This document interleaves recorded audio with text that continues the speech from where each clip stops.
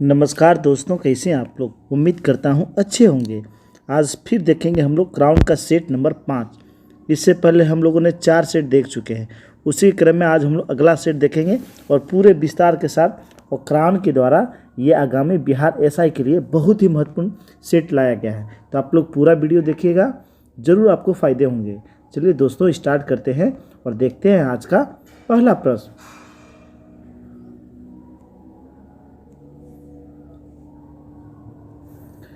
प्रश्न है, गौतम बुद्ध द्वारा अपने धर्म में दीक्षित किया जाने वाला अंतिम व्यक्ति निम्नलिखित में से कौन था। तो अंतिम व्यक्ति कौन था? सुबुद्ध था। Option number D, Subuddha. Buddha अपने जीवन के अंतिम काल में अपने शिष्य चुंद के यहाँ पावा पहुँचे थे। यहाँ सूकर भोज खाने के बाद ये अतिसार रोग से पीड़ित हो गए। फिर वे कुशीनगर चले गए और वहीं पर उन्होंने सुबुद्ध को अपना अंतिम उपदेश दिया था। चलिए दोस्तों, देखते हैं अगला प्रश्न। प्रश्न है, स्यादवाद सिद्धांत है। तो आज का सेट में भी हम लोग रिटरिया का सेट में यह प्रश्न था। तो स्यादवाद सिद्धांत है जैन धर्म का। किसका? जैन धर्म का। स्यादवाद या अनेकतावाद, स्यादवाद या अनेकतावाद का संबंध जैन धर्म से। यह ज्ञान की सापेक्षता का सिद्धांत है। इसके अनुसार सांसारिक वस्तुओं के विषय में हमारे सभी निर्णय सापेक्ष एवं सीमित होते हैं। ना तो हम किसी को पूर्ण रूप में स्वीकार कर सकते हैं और ना ही अस्वीकार कर सकते हैं। इसे सप्तभंगी नय के नाम से भी जाना जाता है। चलिए अगला प्रश्न देखते हैं। प्रश्न है, निम्नलिखित में से कौन एक कनिष्क के दरबार से संबंध नहीं था। तो कनिष्क के दरबार में कौन नहीं रहते थे? तो इसका आंसर हो जाएगा ऑप्शन नंबर डी, पतंजलि। बाकी अश्व घोष, चरक, नागार्जुन ये सारे कनिष्क के दरबार में रहते थे। जबकि पतंजलि का संबंध किससे था? तो इनका संबंध शुंग शासकों से था, शुंग शासक से था। चलिए दोस्तों, प्रश्न है, निम्नलिखित युगों में से गलत युग को पहचानिए। तो चिश्ती, इसका क्षेत्र दिल्ली द्वास, बिल्कुल सही। सुहरवादी, सिंध, ये भी सही है। ओलिया, मध्य प्रदेश, ये गलत है। ऑप्शन नंबर सी, ओलिया। निजामुद्दीन औलिया चिश्ती संप्रदाय के संत थे। इनका जो क्षेत्र था दिल्ली, अजमेर और उसके आसपास वाला क्षेत्र था, ना कि मध्य प्रदेश। फिरदौसी की बात करें तो फिरदौसी सिलसिला के संस्थापक समरकंद के शेख बदरुद्दीन थे। यह सुहरवानी संप्रदाय का ही एक शाखा थी। इसका प्रभाव क्षेत्र बिहार और वेस्ट बंगाल था। चलिए अगला प्रश्न देखते हैं। प्रश्न है, सूची 1 को सूची 2 से मिलान करें। तो बाबर जामा मस्जिद संभल में, सही है। हुमायूं दीन पनाह, ये भी सही है। अकबर जहांगीरी महल, ये भी सही है।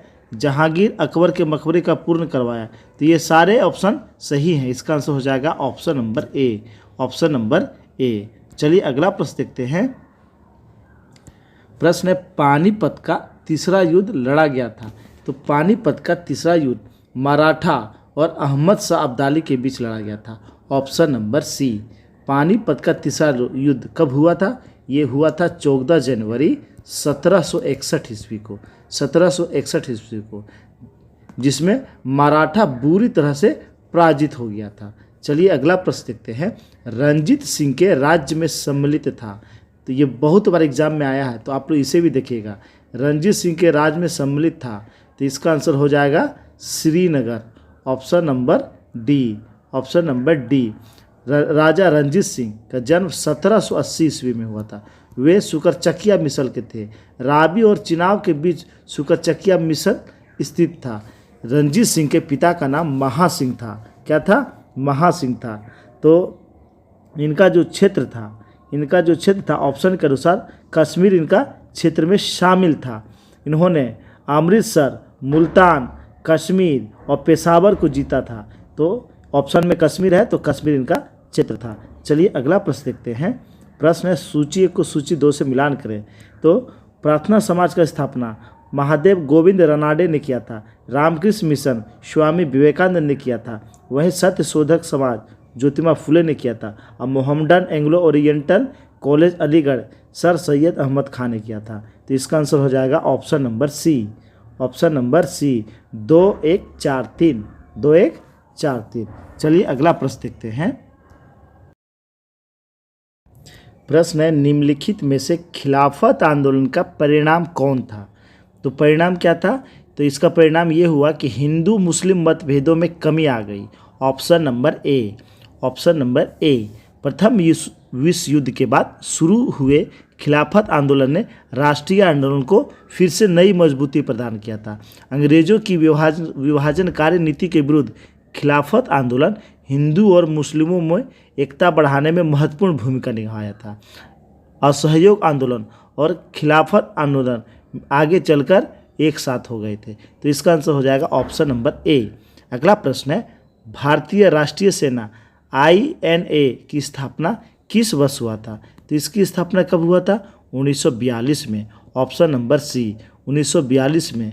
आज़ाद हिंद फौज, इसे ही हम लोग आज़ाद हिंद फौज कहते हैं। तो आज़ाद हिंद फौज की स्थापना टोक्यो, कहाँ किया गया? टोक्यो में रास बिहारी बोस के द्वारा किया था।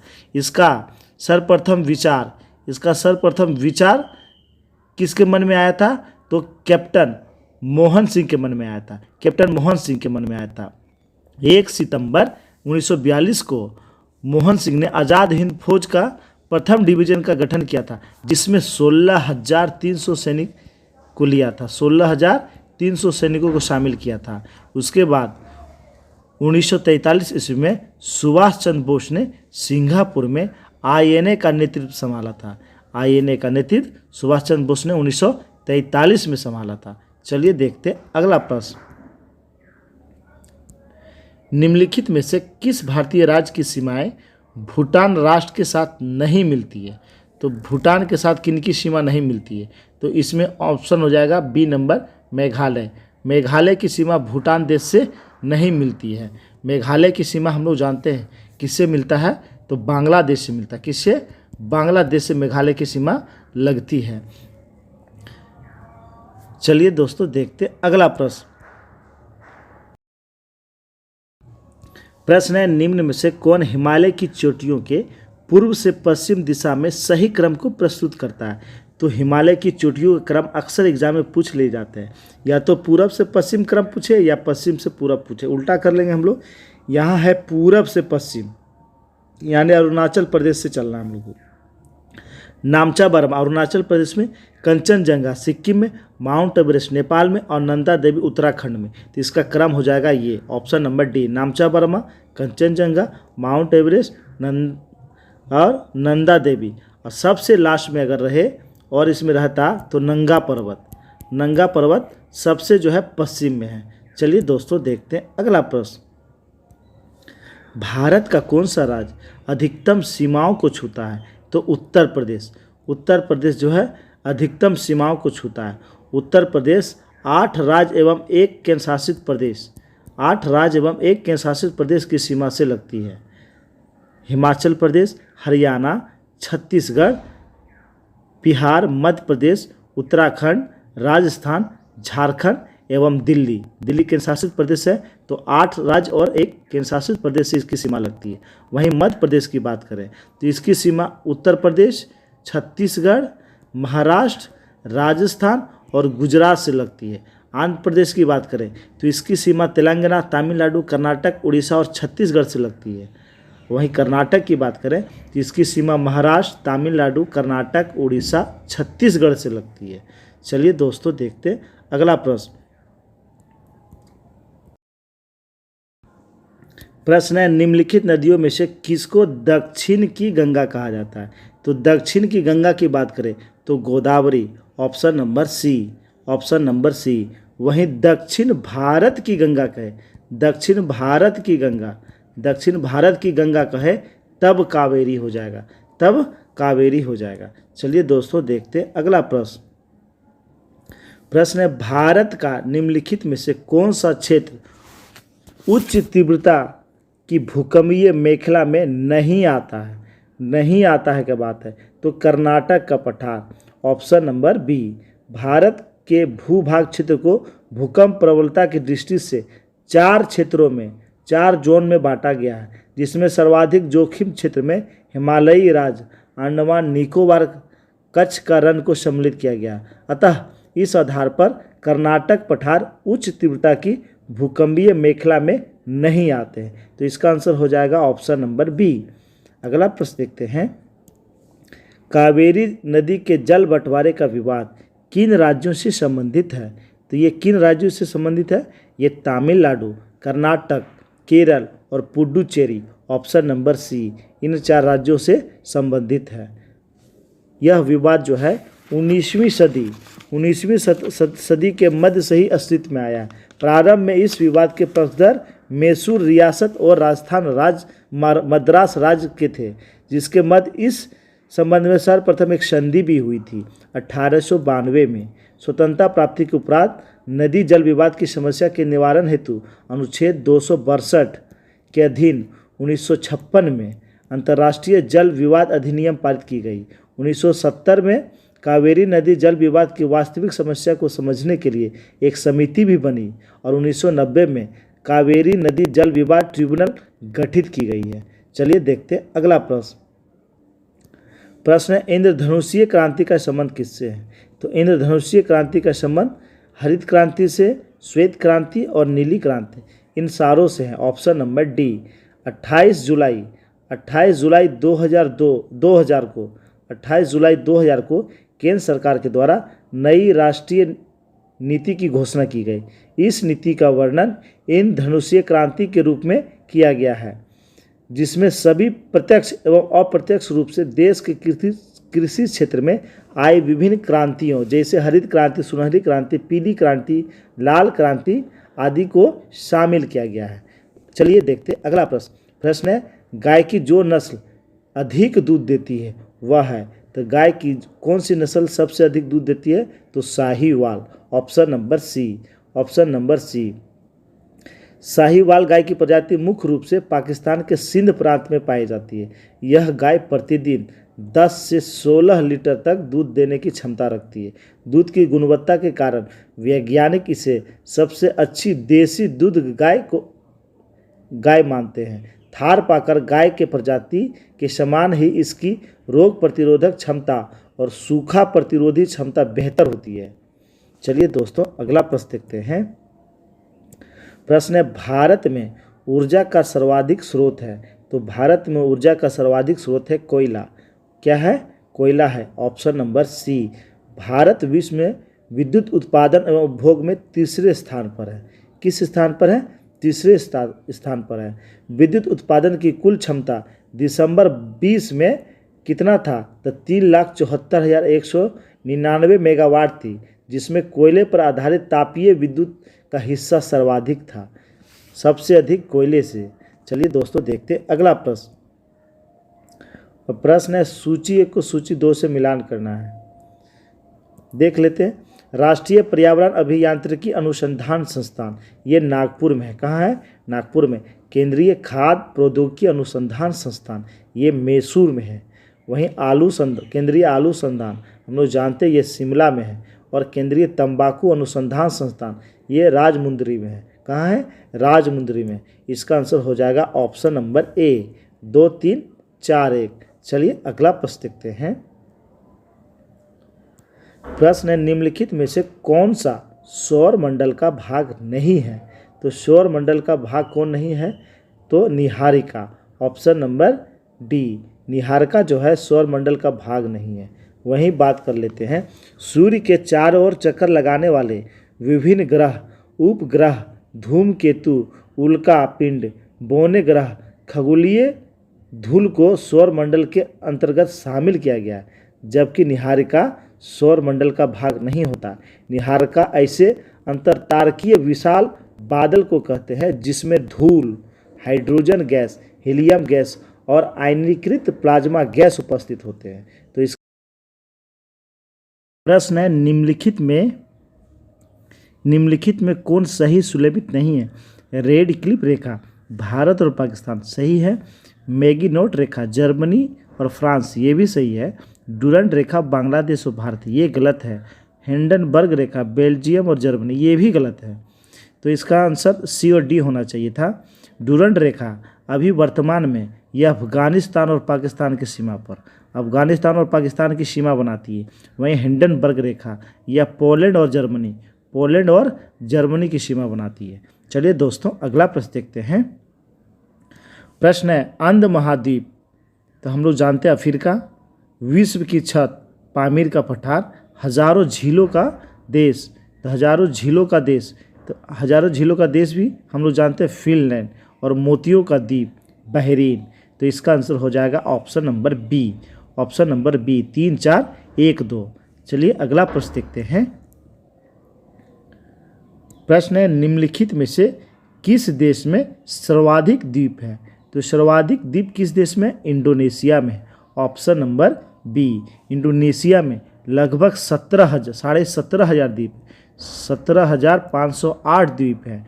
वहीं बात कर लेते हैं फिलीपींस में, यहाँ 7,641 के आसपास द्वीप हैं।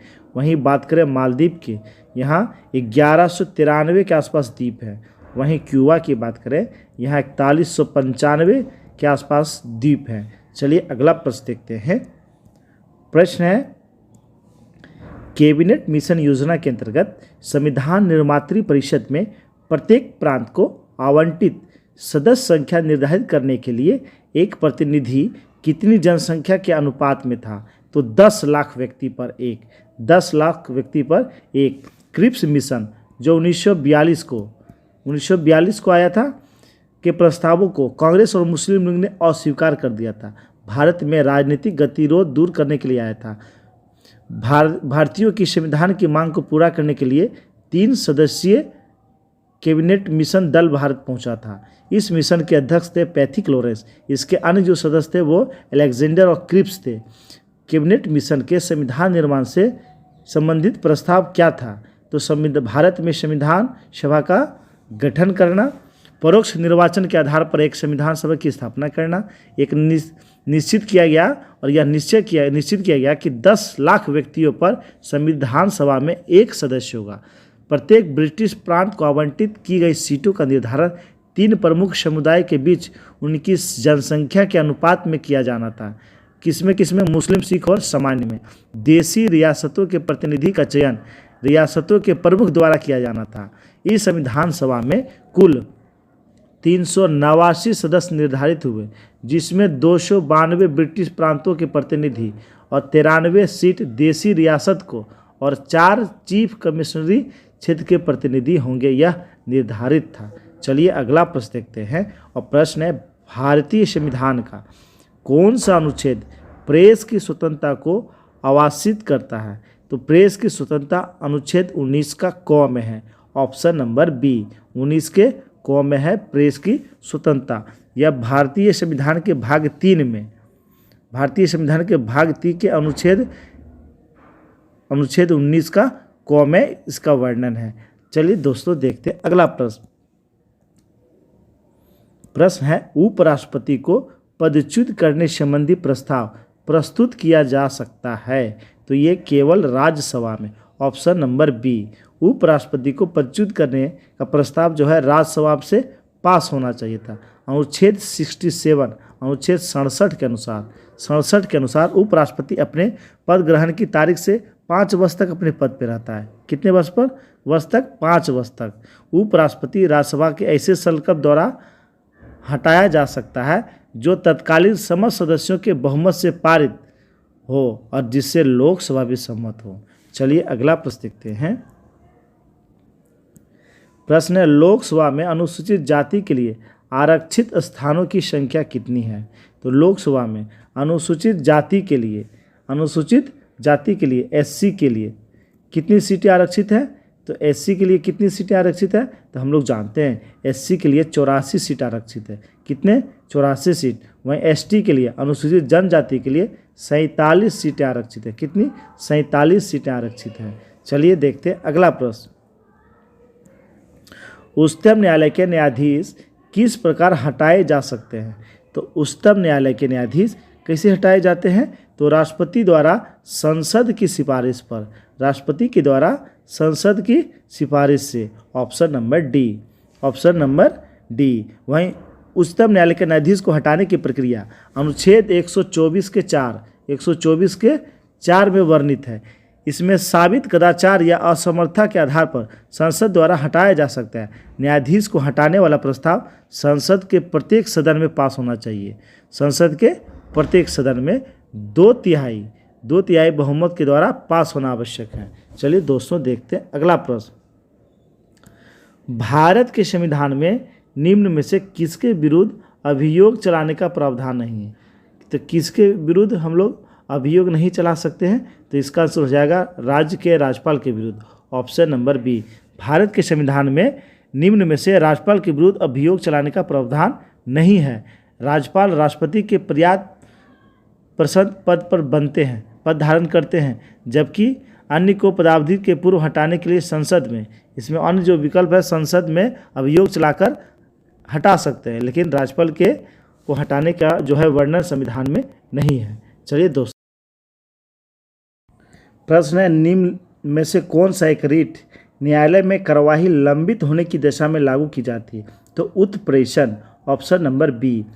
अनुच्छेद 32 के तहत सर्वोच्च न्यायालय रीट जारी करते हैं। 5 प्रकार के रीट जारी होती है: बंदी प्रतिरक्षण, परमादेश, प्रतिषेध लेख, उत्प्रेषण, अधिकार पृष्ठा। चलिए दोस्तों देखते हैं अगला प्रश्न। निम्न में से किस राज्य में सर्वप्रथम लोकायुक्त कार्यालय की स्थापना हुई थी? तो किस राज्य में सबसे पहले लोकायुक्त कार्यालय की स्थापना हुआ था? तो ये महाराष्ट्र में, ऑप्शन नंबर ए। महाराष्ट्र राज्य में सबसे पहले सर्वप्रथम लोकायुक्त कार्यालय की स्थापना किया गया था। कब किया गया था? 1971 ईस्वी में। 1971 ईस्वी में राज्यों में लोकायुक्त की नियुक्ति राज्यपाल के द्वारा की जाती है। किसके द्वारा? राज्यपाल के द्वारा थी। उसकी निष्पक्षता को कायम रखने के लिए सेवानिवृत्ति के पश्चात उन्हें किसी भी सरकारी पद के लिए अयोग्य स्वीकार नहीं किया जा सकता। चलिए दोस्तों अगला प्रश्न देखते हैं। प्रश्न है, निम्नलिखित में से कौन सा एक दल राष्ट्रीय राजनीतिक दल नहीं है? तो कौन सा दल नहीं है? तो Telugu Desam, option number C. Telugu Desam यह राष्ट्रीय दल नहीं है। तो उपयुक्त में से तेलुगु देशम नहीं है, बाकी ये तीनों जो है राष्ट्रीय दल है। यह जो है आंध्र प्रदेश का जो है क्षेत्रीय पार्टी है, जिसकी स्थापना 1982 में एन.टी. रामा राव के द्वारा किया गया था और वर्तमान में एन. चंद्रबाबू नायडू इसके अध्यक्ष हैं। चलिए अगला प्रश्न देखते हैं। एक व्यक्ति पंचायत चुनाव लड़ सकता है यदि उसने पूर्ण कर ली हो, यानी पंचायत चुनाव के लिए न्यूनतम आयु कितनी होनी चाहिए? तो 21 वर्ष होनी चाहिए, ऑप्शन नंबर सी 21 वर्ष। अनुच्छेद 243(च) में पंचायत सदस्यों की अयोग्यता का वर्णन है, परंतु कोई व्यक्ति इस आधार पर अयोग्य नहीं होगा यदि उसने 21 वर्ष की आयु प्राप्त कर लिया हो। इस प्रकार उसकी जो है न्यूनतम आयु कितनी होनी चाहिए? 21 वर्ष होनी चाहिए। चलिए देखते हैं अगला प्रश्न। भारत के प्रथम विधि विश्वविद्यालय की स्थापना अगस्त 1887 में कहाँ हुई थी? प्रथम लॉ कॉलेज, तो इसकी स्थापना हुई थी बेंगलुरु में, ऑप्शन नंबर सी। भारत के प्रथम विधि विश्वविद्यालय की स्थापना बेंगलुरु में हुआ था 1987 में। कब हुआ था? 1987 में। यह national law school of India university के नाम से स्थापित हुआ था। चलिए देखते अगला प्रश्न। कौन सी ड्रग गिद्धों की संपुष्टि में ह्रास के लिए उत्तरदायी है? जो भारत में गिद्ध खत्म हुए, कौन सी ड्रग के कारण? वो जानवरों को सुई दी जाती थी और वही उसी मरे जानवर को खाने के बाद भारत में लगभग गिद्ध समाप्त हो गए। तो कौन सी दवा? तो वह दवा कौन सी थी? तो वह दवा थी diclofenac sodium, option number C. Bharat में अधिकांश गिद्धों की मृत्यु पशुओं की खाने से हो गई, जो पशु को ये दवा डिक्लोफिनेक दी गई थी। चलिए दोस्तों देखते हैं अगला प्रश्न। प्रश्न है, कंप्यूटर का एसी चिप किसका बना होता है? तो कंप्यूटर का एसी चिप सिलिकॉन का बना होता है। किसका बना होता है? सिलिकॉन का बना होता है। अगला प्रश्न है, एशिया महाद्वीप का सबसे बड़ा द्वीप कौन है? तो एशिया महाद्वीप का सबसे बड़ा द्वीप है बोर्नियो द्वीप, ऑप्शन नंबर ए। कौन सा द्वीप? बोर्नियो द्वीप। इसी बोर्नियो द्वीप पर अभी इंडोनेशिया की राजधानी शिफ्ट हो रही है। बोर्नियो विश्व का तीसरा सबसे बड़ा द्वीप है, विश्व का थर्ड सबसे बड़ा द्वीप है। भौगोलिक रूप से यह जावा के उत्तर, सुलावेसी के पश्चिम और सुमात्रा के पूर्व में स्थित है। यह द्वीप जो है 3 देशों में बटा हुआ है। इस पर इंडोनेशिया, मलेशिया और ब्रुनई देश का अधिकार है। 3 पार्ट में बटा हुआ है। प्रश्न है, निम्नलिखित आय के साधनों की जोड़ी में कौन सी केवल संघीय सरकार के लिए होती है? तो सीमा शुल्क और निगम कर। सीमा शुल्क और निगम कर ये पूर्ण रूपेण कौन लेती है? केंद्र सरकार लेती है। कौन लेती है? केंद्र सरकार। वहीं बिक्री कर पर राज्य सरकारों का अन्यत्र रूप से अधिकार होता है। संपत्ति कर, भू राजस्व कर, उपहार कर, जोत कर पर राज्य सरकारों का अधिकार होता है। चलिए अगला प्रश्न देखते हैं। प्रश्न है, निम्नलिखित में से कौन सा एक भारतीय रिजर्व बैंक का कार्य नहीं है? तो कौन सा कार्य नहीं है? तो इसका आंसर हो जाएगा ऑप्शन नंबर बी, विदेशी व्यापार का नियमन। विदेशी व्यापार का नियमन ये आरबीआई का कार्य नहीं है। करेंसी का नियमन, खास का नियमन, देश के विदेशी नियमन कोषी की रखवाली एवं प्रबंध आदि का कार्य रिजर्व बैंक करता है। लेकिन विदेशी व्यापार का नियमन वाणिज्य मंत्रालय के द्वारा किया जाता है। किसके द्वारा? वाणिज्य मंत्रालय के द्वारा। चलिए अगला प्रश्न देखते हैं। एक निश्चित धनराशि पर 2 वर्षों के लिए चक्रवृद्धि ब्याज CI दिया हुआ है 304 रुपये 50 पैसे है और समान अवधि के लिए साधारण ब्याज यानी 2 वर्ष के लिए ही साधारण ब्याज कितना मिल रहा है? 290 रुपये मिल रहा है। तो बोला जा रहा है प्रति वर्ष ब्याज की दर ज्ञात करें। तो ब्याज की दर, अच्छा 1 वर्ष का SI कितना हो जाएगा? 1 वर्ष का SI हो जाएगा 290 को हम लोग डिवाइड कर देते हैं 2 से, तो 1 वर्ष का हो जाएगा 145 रुपये। कितना हो जाएगा? 145 रुपये। वहीं चक्रवृद्धि ब्याज की बात करें तो चक्रवृद्धि और साधारण ब्याज का अंतर कितना हो जाएगा? 2 वर्ष का अंतर कितना हो जाएगा? तो हम लोग अगर इसे माइनस करते हैं तो 14.5 रुपये आ रहा है। कितना आ रहा है? 304 में हम लोग माइनस करते हैं तो 14.5 रुपये अंतर आ रहा है। तो दर निकालना हो, हमको दर निकालना है तो अंतर कितना आ रहा है? 14.5 रुपये। कितना पर? 145 रुपये पर। 100 से गुना कर देते हैं, डिवाइड करेंगे 10% आएगा। कितना आएगा? 10%। Option number B. अगला प्रश्न है, एक बैग में लाल रंग की गेंदें और हरे रंग की गेंदों का अनुपात 3:4 है, 3:8 है। यदि बैग में 12 और हरे रंग की गेंदों को रखा जाए तो लाल रंग की गेंदें और हरे रंग की गेंदों का अनुपात 1:4 हो जाए तो बैग में कितनी लाल गेंदें हैं? तो मान लेते हैं कि शुरू में x गेंदें, तो x रेशियो में तो 3x और 8x हो जाएगा। 3x और 8x। तो शुरू में लाल गेंदे थे हमारे 3x, कितने थे? 3x। करा हरा गेंद में 12 और मिला देते तो 8x + 12। अब रेशियो हो जाता 1/4। इसे आप लोग सॉल्व कर लीजिएगा तो x का मान 3 आ जाएगा। x का मान 3 आ जाएगा। तो हम लोग को निकालना है लाल गेंदे। तो लाल गेंदे कितना होगा? 3x है तो 3×9। आंसर हो जाएगा बी नंबर। चलिए अगला प्रश्न देखते हैं। प्रश्न है, 2 संख्याओं का लॉसो और उनका गुणनफल इतना है तो उसका मौसो ज्ञात करें। हम लोग जानते हैं 2 संख्याओं का गुणनफल बराबर लॉसो गुना मौसो, लॉसो गुना मौसो होता है। इसे आप लोग सॉल्व कर लीजिएगा तो मौसो इसका निकल जाएगा। मौसो बराबर क्या हो जाएगा? संख्याओं का गुणनफल यानी 8640 अब बटे 1680। इससे आप लोग कट कर लीजिएगा 48 आ जाएगा। Option number B. अगला प्रश्न है, कोसेक 135 डिग्री बराबर x है तो x का मान ज्ञात करना है। तो कोसेक 135 हम लोग लिख सकते हैं कोसेक 90 + 45, 90 + 45। तो कोसेक 90 का मान कितना होता है? कोसेक 90 का मान हो जाता कोसेक 90, कोसेक 90 का मान कितना होता है? 0। और कोसेक 90 का कितना होता है? √2। तो इसका आंसर हो जाएगा √2। ऑप्शन नंबर ए।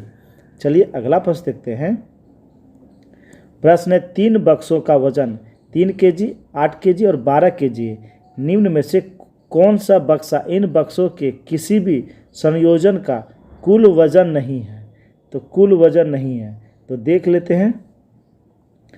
अगर इसे हम लोग संयोजनों का बात कर रहा है तो इसे हम लोग पहले 12 + 3 12 3 कितना होगा 15, 15 है यानी जोड़ना है। अब फिर बात कर लेते हैं 12 जोड़ 8 कितना है 20 है, ये भी है। उसके बाद 3 जोड़ 8 जोड़ 12 कितना हो रहा है 23, ये भी है। तो 21 नहीं आ रहा है, तो इसका आंसर हो जाएगा ऑप्शन नंबर डी। चलिए अगला प्रश्न देखते हैं। प्रश्न है लकवा किस विटामिन की कमी के कारण होता है? तो ये किस विटामिन के कारण? B2 के कारण, विटामिन B2 के कारण, ऑप्शन नंबर सी।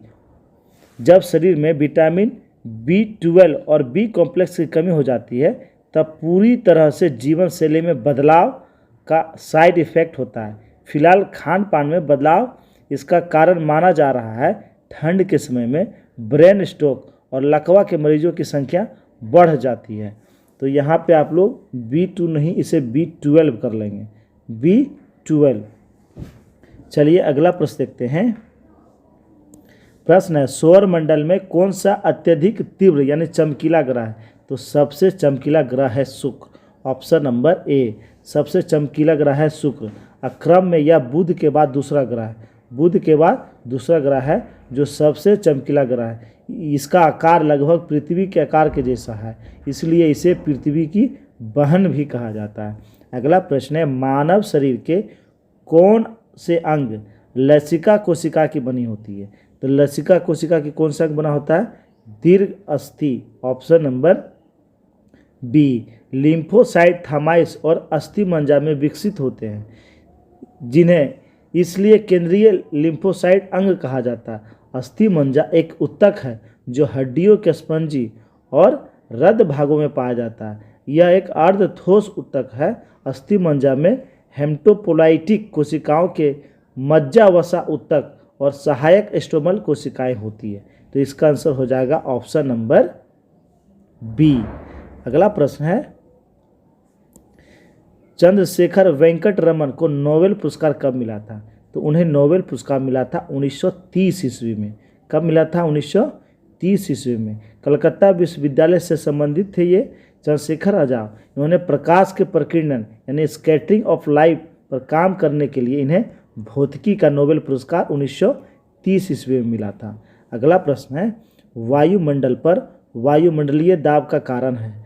तो वायुमंडलीय दाब का कारण क्या है? गुरुत्वाकर्षण, ऑप्शन नंबर ए। गुरुत्वाकर्षण नहीं रहने पे हमारे एटमॉस्फेयर रहेंगे ही नहीं, तो इसका कारण क्या है? गुरुत्वाकर्षण। वायुमंडलीय दाब पृथ्वी की सतह की एक इकाई पर उससे ऊपर की हवा के भार द्वारा लगाया गया दाब है। वायु एक अत्यंत संकुचित गैस है जिसका अपना वजन है। अपने वजन के कारण हवा के दाब को पृथ्वी की सतह पर वायुमंडलीय दाब कहा जाता है। चलिए दोस्तों अगला प्रश्न देखते हैं।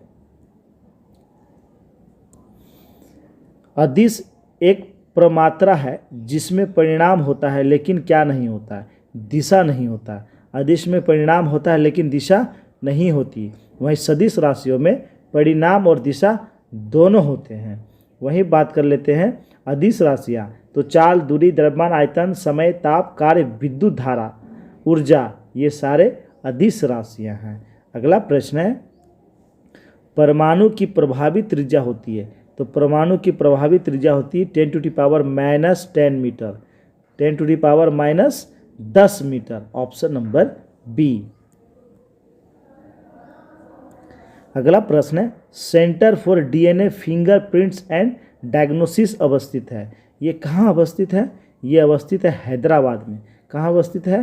तेलंगाना की राजधानी हैदराबाद में अवस्थित है। अगला प्रश्न है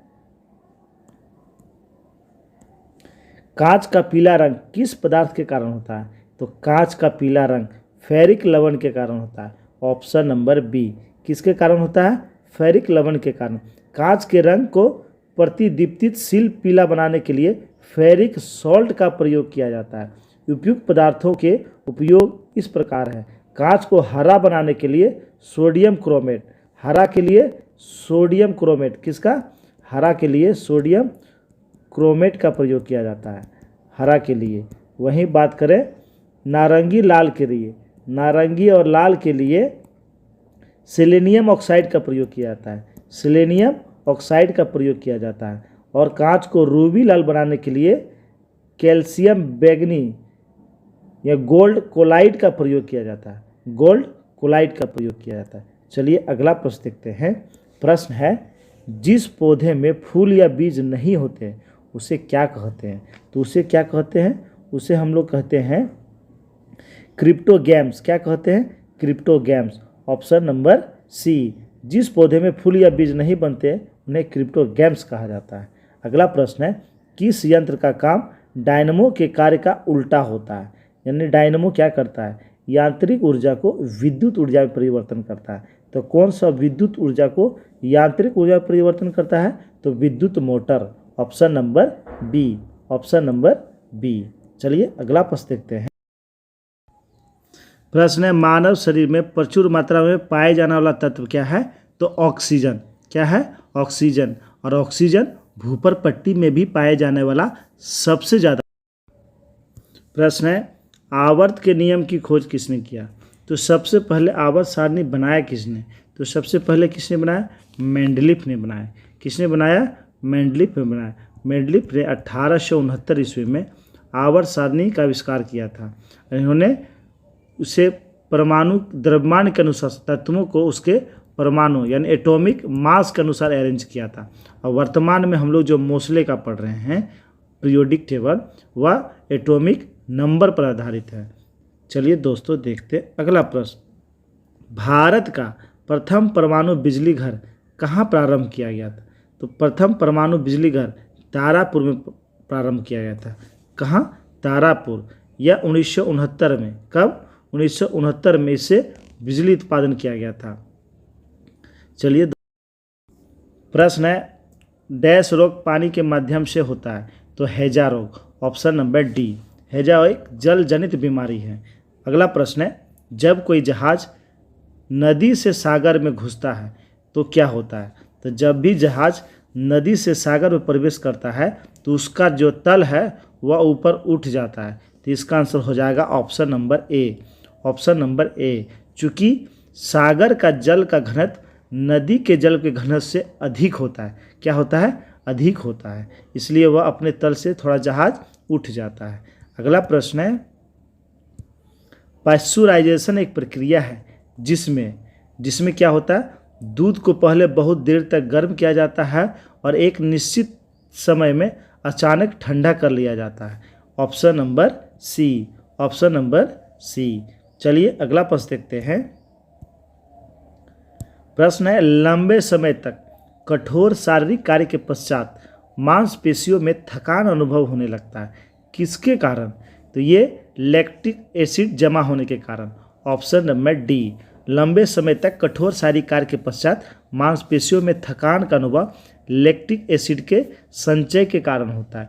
लैक्टिक एसिड एक हाइड्रोक्सी अम्ल है। यह जल में H आबंधों के कारण अधिक विलय है, लेकिन ये कार्बनिक विलयों में अविलय है। चलिए देखते अगला प्रश्न। प्रश्न है, मिलान करने का CNG। तो CNG का मुख्य घटक क्या है? तो CNG का मुख्य घटक मीथेन और इथेन है। मीथेन और इथेन है। वहीं LPG का मुख्य घटक ब्यूटेन और प्रोपेन है। वहीं कॉल गैस का मुख्य घटक तो हाइड्रोजन, मीथेन, कार्बन मोनोऑक्साइड। वहीं water gas CO+H2 CO+H2 water gas. तो इसका आंसर हो जाएगा option number C. Option number C. चलिए देखते हैं अगला प्रश्न। प्रश्न है, अपमार्जक डिटर्जेंट क्या है? तो डिटर्जेंट क्या है? तो डिटर्जेंट शोधन अभिकर्ता है। Option number D. अपमार्जक साबुनों की अपेक्षा ज़्यादा प्रबल शोधक गुण वाले होते हैं। ये मृदु एवं कठोर जल दोनों में उपयोग किए जाते हैं अपमार्जक, क्योंकि इसमें कैल्शियम और मैग्नीशियम के लवण पाए जाते हैं जो जल में विलय होते हैं। ये अम्लीय माध्यम में भी उपयोग किए जा सकते हैं। यह जल के पृष्ठ तनाव को कम कर देता है, जिससे कपड़ा जल्दी साफ हो जाता है। अगला प्रश्न है, किस देश ने तमिलनाडु में कुंडलकुलम परमाणु ऊर्जा संयंत्र के लिए तकनीकी की आपूर्ति के लिए समझौते पर हस्ताक्षर किए? तो किस देश ने? रूस ने। किस देश ने? रूस ने समझौते पे हस्ताक्षर किए हैं। चलिए देखते हैं अगला प्रश्न। निम्न में से कौन सी भारतीय आईटी कंपनी 110 मिलियन यूरो में डेनमार्क स्थित बैग लाइफ साइंस का अधिग्रहण करेगा? तो ये कौन सी कंपनी इसका अधिग्रहण करेगा? ये करेगा Infosys. Option number B, Infosys company उसका अधिग्रहण करेगी। चलिए देखते हैं अगला प्रश्न। प्रश्न है, ट्रैकिंग डिवाइस से लैस सभी वाणिज्यिक वाहनों को emergency response support system ERSS से जोड़ने वाला पहला भारतीय राज्य कौन बना है? तो इस सिस्टम से लैस करने वाला पहला भारत का राज्य कौन बना है? ये बना है Himachal Pradesh. Option number D, Himachal Pradesh. अगला प्रश्न है, गुजरात में होने वाले 36वें राष्ट्रीय खेल 2022 के लोगो के रूप में कौन सा जानवर? ये खेल हो चुके हैं, तो 2022 में जो गुजरात में नेशनल गेम्स हुआ था उसका लोगो में कौन सा जानवर था? तो उसके लोगो में शेर था। क्या था? शेर था। Option number B. हम लोग जानते हैं एशियाई शेर के लिए गुजरात का गिर नेशनल पार्क फेमस है, तो उसका लोगो में शेर थे। चलिए देखते हैं अगला प्रश्न। पहली भारत नेपाल भारत गौरव पर्यटन ट्रेन को निम्न में से किस रेलवे स्टेशन से हरी झंडी दिखाई गई है? तो ये किस स्टेशन से? तो दिल्ली से, दिल्ली के सफदरगंज रेलवे स्टेशन से। Option number B. यह जो है यह भारत और नेपाल के बीच भारत गौरव पर्यटन ट्रेन देश भर के लोगों को देश के स्थापत्य, ऐतिहासिक और साहित्यिक चमत्कारों का पता लगाने का अवसर प्रदान करेगी। यह ट्रेन जो है 21 जून को चली थी। 18 दिनों के लिए अपनी पहली श्री रामायण यात्रा शुरू की। भारत गौरव ट्रेन भारत की समृद्धि, आध्यात्मिक, सांस्कृतिक और ऐतिहासिक विरासत को अपने लोगों के दिखाने का प्रयास किया है। चलिए देखते हैं अगला प्रश्न। प्रश्न है, ज्वार पर उत्कृष्टता केंद्र कहाँ स्थित है? तो ज्वार पर उत्कृष्टता केंद्र ये स्थित है IIMR हैदराबाद में। IIMR हैदराबाद में स्थित है। अगला प्रश्न है, नेशनल स्टॉक एक्सचेंज NSE के नए MD और CA के रूप में किसे नामित किया गया है? तो ये नामित किए गए हैं आशीष कुमार चौहान, जो इससे पहले BSE बॉम्बे स्टॉक एक्सचेंज के MD और CEO थे। चलिए अगला प्रश्न देखते हैं। प्रश्न है, द क्राफ्ट विलेज स्कीम किस केंद्रीय मंत्रालय की एक पहल है? केंद्रीय कपड़ा मंत्रालय। किसका? केंद्रीय कपड़ा मंत्रालय। ऑप्शन नंबर ए। अगला प्रश्न है, यूनाइटेड किंगडम के नए राजा कौन बने हैं?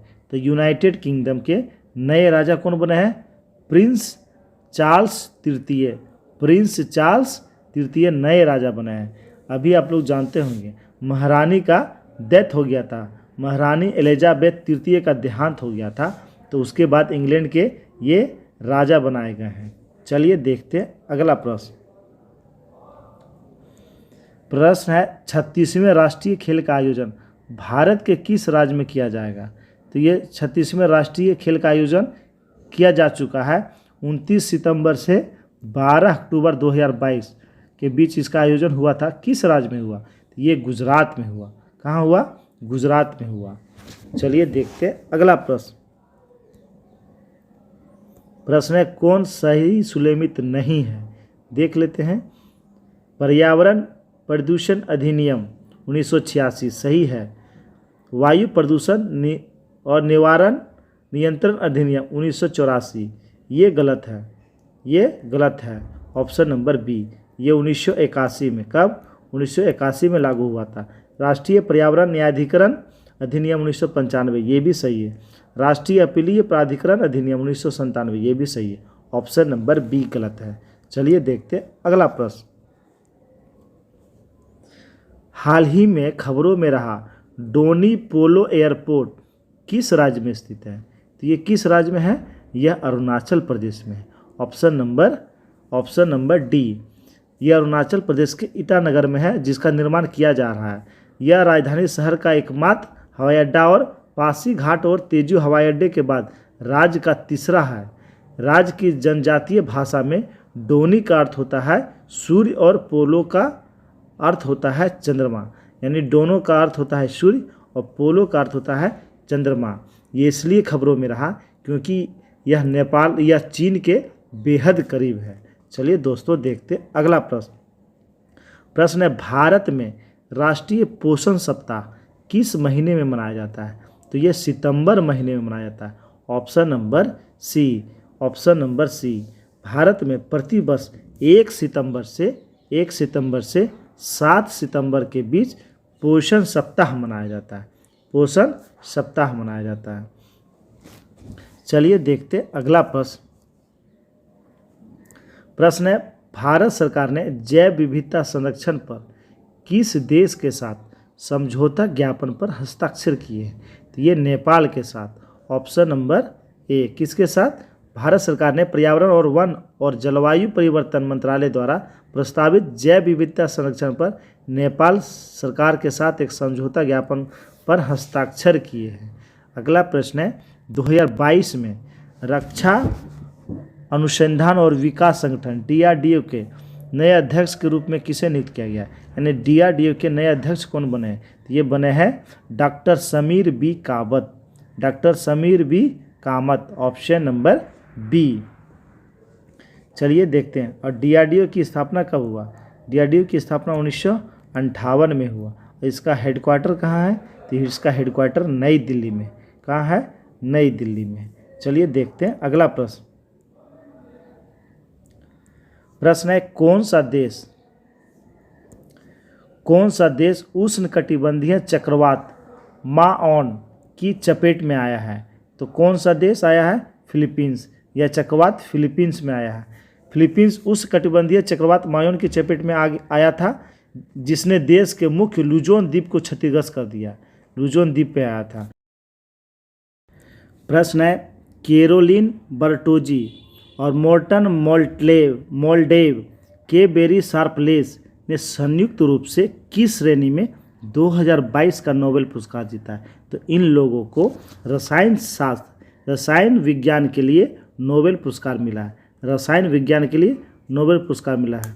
अणुओं के एक साथ स्पिनिंग पर उनके काम के लिए इन लोगों को रसायन का नोबेल पुरस्कार मिला है। चलिए दोस्तों देखते हैं अगला प्रश्न। प्रश्न है, विश्व का कौन सा देश चीनी का सबसे बड़ा उत्पादक बन गया है? तो हाल ही में अपना देश भारत विश्व का चीनी का सबसे बड़ा उत्पादक देश बन गया है। Option number D. Option number D. दूसरे स्थान पे चीन का नंबर है। दूसरे स्थान पर चीन का नंबर है। चलिए अगला प्रश्न देखते हैं। प्रश्न है, वायु प्रदूषण को नियंत्रित करने के लिए किस राज्य ने एंटी डस्ट अभियान शुरू किया है? यह किस राज्य ने शुरू किया है? यह दिल्ली सरकार ने शुरू किया। ऑप्शन नंबर सी। दिल्ली सरकार ने आगामी सर्दियों के मौसम के लिए एंटी डस्ट अभियान का शुरुआत किया था। चलिए अगला प्रश्न देखते हैं। प्रश्न है, किस कंपनी को भारत का पहला माइक्रो कैटेगरी ड्रोन सर्टिफिकेशन मिला है? ये किस कंपनी को मिला है? ये मिला Astoria aerospace limited. Astoria aerospace limited company को मिला है। चलिए देखते हैं अगला प्रश्न। प्रश्न है, भारत सरकार द्वारा किसे नए रक्षा सचिव के रूप में नामित किया गया? अरमाने गिरिधर को। Option number A. Armane Giridhar को नए रक्षा सचिव के रूप में नामित किया गया है। ये आंध्र प्रदेश के 1988 बैच के IAS अधिकारी थे। उन्हें रक्षा विभाग में विशेष ड्यूटी पर एक अधिकार के रूप में नियुक्त किया गया है। चलिए देखते हैं अगला प्रश्न। साउथ पैसिफिक देश फिजी के नए प्रधानमंत्री कौन बने हैं? तो फिजी के नए प्रधानमंत्री बने हैं Sitiveni Rabuka. Option number B. वही बात करें, फिजी की संसद ने ऋतुवेनु राबुका को देश का नया राष्ट्रपति चुने जाने की घोषणा की है। वह देश के 12वें प्रधानमंत्री बने। उनका यह दूसरा कार्यकाल है। इससे पहले वह 92 से 99 तक फिजी के PM रहे। चलिए देखते अगला प्रश्न। इंटरनेशनल स्पेस ने किसके नाम पर एक तारे का नामांकन किया है? तो किसके नाम पे किया है? Atal Bihari Vajpayee. Option number D. Bharat Ratna Atal Bihari Vajpayee की जन्मदिन जयंती को चिन्हित करते हुए औरंगाबाद की भाजपा यूनिट ने बताया कि एक तारे का नाम उनके नाम पर रखा गया है। यह तारा पृथ्वी से लगभग 392.01 प्रकाश वर्ष लाइट ईयर की दूर पर स्थित है। यह सूर्य के सबसे निकट का तारा है। 25 दिसंबर 2022 को अंतर्राष्ट्रीय अंतरिक्ष रजिस्ट्री में इसको अटल जी के नाम पर रजिस्टर कराया गया है, जिसका रजिस्ट्रेशन नंबर भी है CX 16408US। चलिए अगला प्रश्न देखते हैं। हाल ही में नेपाल के नए PM के रूप में किसने शपथ लिया? तो नेपाल के प्रधानमंत्री कौन बने हैं? पुष्प Kamal Dahal Prachanda. Option number C. Option number C. राष्ट्रपति विद्या देवी भंडारी ने अनुच्छेद 76(2) के तहत प्रचंड को प्रधानमंत्री नियुक्त किया है। प्रचंड को 275 सदस्य वाली में 169 संसदों का समर्थन प्राप्त है। सरकार बनाने के लिए इन्हें 138 सीटों की आवश्यकता थी और इन्हें कितना समर्थन प्राप्त हुआ? 169 प्राप्त हुआ है। गठबंधन के तहत प्रचंड 2.5 साल तक सरकार का नेतृत्व करेंगे। बाकी 2.5 साल के लिए CPN-UML सरकार का नेतृत्व करेगी। चलिए, यानी गठबंधन से बनी है, 2.5 वर्ष ये रहेंगे। चलिए अगला प्रश्न देखते हैं। कौन सा देश भारत को S-400 air defence missile system की आपूर्ति करता है? तो ये कौन सा देश करता है? रूस करता है। ऑप्शन नंबर सी, रूस। चलिए अगला प्रश्न देखते हैं। वीर बाल दिवस किस दिन मनाया जाता है? तो वीर बाल दिवस 26 दिसंबर को मनाया जाता है। कब मनाया जाता है? 26 दिसंबर को।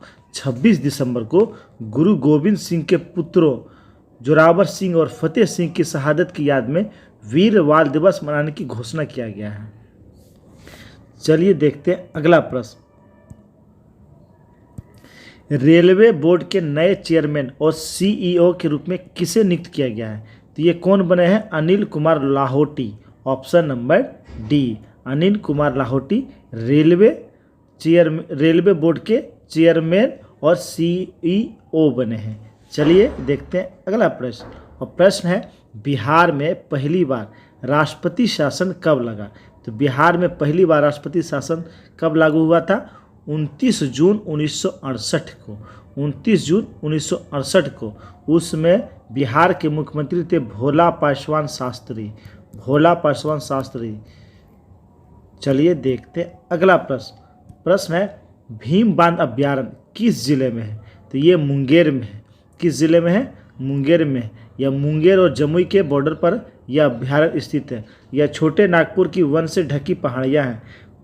मान्यता है कि महाभारत काल में भीम ने यहाँ पर एक बांध बनाया था, उसी के नाम से इस स्थान का नाम रखा गया है। इस अभ्यारण्य में बाघ, तेंदुआ, भालू और लंगूर पाए जाते हैं। अगला प्रश्न है, फणीश्वर नाथ रेणु पुरस्कार बिहार सरकार द्वारा किस क्षेत्र में दिया जाता है? तो ये किस क्षेत्र में दिया जाता है? क्षेत्रीय कहानी लेखन में। क्षेत्रीय कहानी लेखन में फणीश्वर नाथ रेणु पुरस्कार दिया जाता है। चलिए देखते हैं अगला प्रश्न।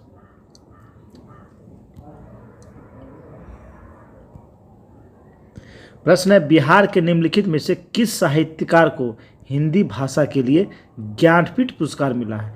तो किसे मिला है? तो बिहार के रामधारी सिंह दिनकर को यह ज्ञानपीठ पुरस्कार मिला है। अगला प्रश्न है, बिहार का सबसे पुराना मेडिकल कॉलेज कौन सा है? तो बिहार का सबसे पुराना मेडिकल कॉलेज है पटना मेडिकल कॉलेज। कौन सा है? Patna medical college. चलिए देखते हैं अगला प्रश्न। प्रश्न है, देश के सबसे बड़े रबर डैम का उद्घाटन किस जिले में किया गया है? तो ये गया जिले में किया गया। Option number B, Nitish Kumar ने गया जिले में फाल्गु नदी पर निर्मित बिहार के पहले और देश के सबसे बड़े रबर डैम गयाजी डैम, जिसका नाम है गयाजी डैम, का उद्घाटन किया है, जिसकी लागत लगभग 312 करोड़ रुपए थी और ये इसकी ऊंचाई कितनी है? तो इसकी ऊंचाई है 3 मीटर और इसकी लंबाई है 411 मीटर, 411 मीटर। अगला प्रश्न है, आचार्य सोमदेव का निधन हो गया, वे किस भाषा के साहित्यकार थे? तो वे किस भाषा के साहित्यकार थे? मैथिली के थे। ऑप्शन नंबर ए, मैथिली के थे। 14 नवंबर 2022 को इनका जो है निधन हो गया था। इनका जन्म 24 फरवरी 1934 को हुआ था। 24 फरवरी 1934 को हुआ था। इनकी मैथिली में साहित्य है यात्री नागार्जुन, यात्री नागार्जुन। चलिए देखते हैं आज का अंतिम प्रश्न है, बिहार का कौन सा जिला, बिहार का कौन सा जिला 100% 100% डिजिटल बैंकिंग वाला जिला बना? तो ये बना है जहानाबाद। कौन सा जिला? जहानाबाद जिला बना। अक्टूबर 2022 को आरबीआई और केंद्रीय वित्त मंत्रालय के संयुक्त प्रयास से बिहार का जहानाबाद जिला बिहार का 100% डिजिटल बैंकिंग वाला जिला बन गया है। राज्य में लोगों को घर बैठे बैंकिंग सुविधा का लाभ देने के लिए डिजिटल बैंकिंग को बढ़ावा दिया जा रहा है, ताकि हर जिला, हर कस्बा, हर पंचायत डिजिटल हो सके। इस दिशा में आरबीआई और केंद्रीय वित्त मंत्रालय के प्रयास से पायलट प्रोजेक्ट के रूप में बिहार के 3 जिले जो है डिजिटल बैंकिंग को लेकर अभियान चलाए जा रहे हैं। डिजिटल बैंकिंग के इस अभियान के प्रतिफल के रूप में जहानाबाद जिला सबसे पहले 100% डिजिटल बैंकिंग जिला बन गया है। इसके बाद जो है शेखपुरा और अरवल, ये दोनों जिलों को भी डिजिटल बैंकिंग जिला बनाना है। तो इसका आंसर हो जाएगा ऑप्शन नंबर बी। दोस्तों, ये था क्राउन के द्वारा आगामी बिहार एसआई के लिए बहुत ही महत्वपूर्ण सेट। इसमें इस बुक में थोड़े कुछ टाइपिंग मिस्टेक है जिसको हमने उसे ठीक करके आप लोग को बताने का कोशिश किया है। फिर भी अगर कोई त्रुटियां हो तो आप लोग कमेंट कीजिएगा, उसे भी देख लिया जाएगा। दोस्तों, अगर वीडियो वास्तव में अच्छा लगा हो तो आप लोग लाइक कर देंगे और अपने अपने ग्रुप में शेयर कर देंगे। धन्यवाद।